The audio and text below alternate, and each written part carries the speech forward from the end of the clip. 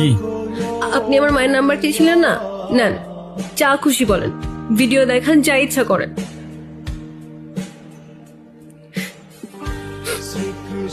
হ্যাঁ রে বল। Hello aunty, আসসালামু আলাইকুম।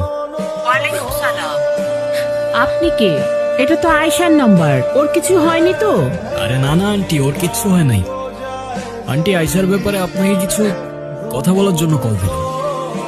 হ্যাঁ বলো। আন্টি, আপনার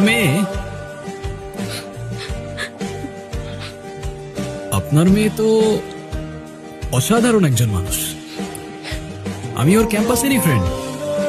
ক্যাম্পাসের সব টিচাররাই ওকে অনেক ভালোবাসে। ক্যাম্পাসে ওর মতো আরেকটা মেয়েও নেই। তাই ভাবলাম, যে মেয়ে এত ভালো, তার মা না যেন কত ভালো মনের মানুষ। তাই ওকে বললাম আপনার সাথে একটু কথা বলার সুযোগ করে দিতে। ও মা, তাই নাকি? Thank you. তুমি তো খুব সুন্দর করে কথা বলো।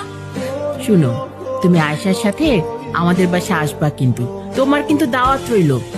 ঠিক আছে আন্টি, আসবো ইনশাআল্লাহ। ভালো থাকবেন আপনি। আল্লাহ হাফেজ।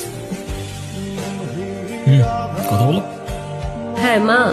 হ্যাঁ রে, ছেলেটা কি দেখতে? কি অনেক সুন্দর, হ্যান্ডসাম নাকি খুব? কি মা, তুমি আবার কি শুরু করলা? আরে বল না। দূর মা, আমি এত কিছু বলতে পারবো না। আমার বাসায় আসতে সন্ধ্যা হবে, বাই।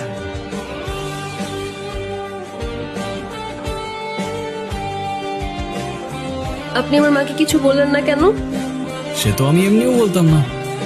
তুমি তো লিটারালি কান্না করছিলে। আমি তো নিজেও বুঝতে পারিনি তুমি এতটা ভয় পেয়ে যাবে।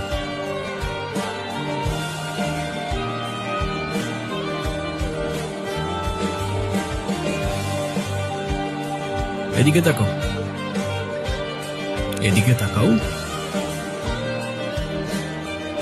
তুমি তো জানো তুমি ভুল না, রাইট? বলো, রাইট অর রং? রাইট।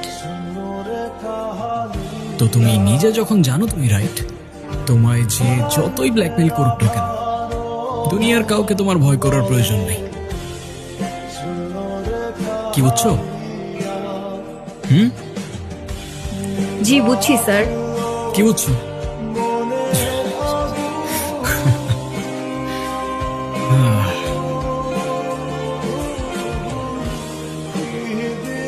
আবারও রাজধানীতে পাওয়া গেল সেই জেল পলাতক দলের আর এক আসামির লাশ।